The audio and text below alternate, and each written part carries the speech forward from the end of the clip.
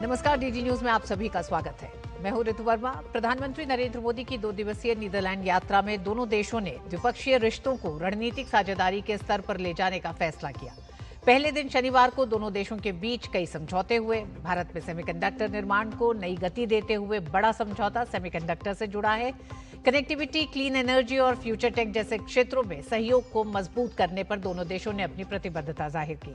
Bharat Netherlands संबंधों और semiconductor के क्षेत्र में हुए महत्वपूर्ण समझौते से सेमीकंडक्टर और चिप निर्माण के क्षेत्र में कैसे बढ़ेगी भारत की ताकत, इस पर करेंगे विशेषज्ञों से चर्चा।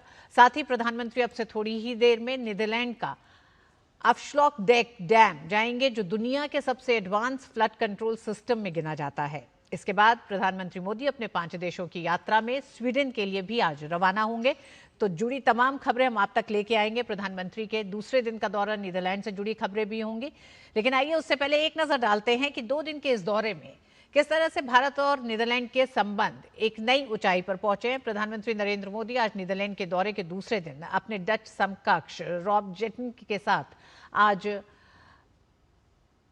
अफश्लॉकडेक डैम का दौरा करेंगे। 32 किलोमीटर लंबा ये बांध नीदरलैंड को उत्तरी सागर से सुरक्षित रखता है, मीठे पानी का भंडार तैयार करता है और अब नवीकरणीय ऊर्जा के केंद्र के रूप में भी काम कर रहा है। ये दौरा ऐसे समय में हो रहा है जब दोनों देश जल प्रबंधन, स्वच्छ ऊर्जा, टिकाऊ मत्स्य पालन और उन्नत जल प्रबंधन जैसे क्षेत्रों में द्विपक्षीय सहयोग बढ़ाने पर ध्यान दे रहे हैं।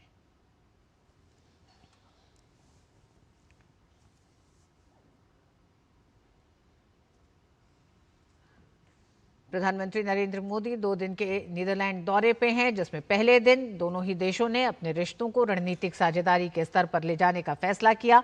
साथ ही तमाम अहम समझौते हुए हैं, जिसमें बड़े समझौतों में सेमीकंडक्टर के क्षेत्र में एक बड़ा समझौता हुआ है और अब से थोड़ी ही देर में प्रधानमंत्री अफश्लॉकडेक डैम का एक तरह से निरीक्षण करेंगे और इस डैम की विशेषता बहुत है। अगर हम आपको बताएं कि नीदरलैंड का अफश्लॉक डैम जो है, ये मानव इंजीनियरिंग और जल प्रबंधन का एक अद्भुत नमूना है और इंजीनियरिंग और निर्माण का चमत्कार है। लगभग 32 किलोमीटर लंबा और 90 मीटर चौड़ा समुद्र के बीचों बीच बना है ये बांध।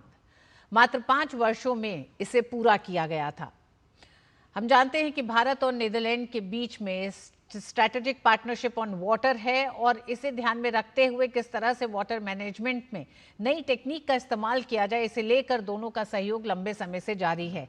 इस डैम की विशेषताओं के बारे में बताएं तो मिट्टी, पत्थरों और बोल्डर से किया गया है इसका निर्माण। बांध ने खारे समुद्र के प्रवेश द्वार को बंद किया है।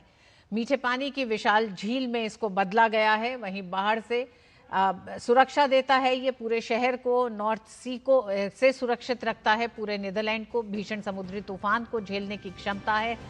जल प्रबंधन का बेहतरीन मॉडल है ये और इस पर आधारित इसी के ऊपर एक आधुनिक मोटरवे A7 बना है, यानी कनेक्टिविटी के लिहाज से भी। तो इसमें कई ऐसे एक तरह से कह सकते हैं कि आयाम जुड़े हुए हैं इस पूरे डैम से। और अगर इसकी तुलना हम भारत के अपने वाटर मैनेजमेंट और बुनियादी ढांचे के विकास को लेकर करें तो ये जो पूरा डैम है, इसकी अवसंरचना को ध्यान में रखते हुए भारत में कई ऐसे मॉडल तैयार किए जा सकते हैं। उत्तरी हॉलैंड और फ्रिसलैंड प्रांतों को भी ये बांध जोड़ता है। बांध पर ब्लू एनर्जी का प्लांट है, समुद्री पानी और झील के पानी से बिजली पैदा करता है। वहीं सौर और पवन ऊर्जा का भी उत्पादन होता है। पर्यटकों के आकर्षण का बड़ा केंद्र रहता है। साफ मौसम में अंतरिक्ष से भी देखा जा सकता है इस बांध को। तो इस विशालकाय बांध को अब से और थोड़ी देर में प्रधानमंत्री देखने पहुंचेंगे। प्रधानमंत्री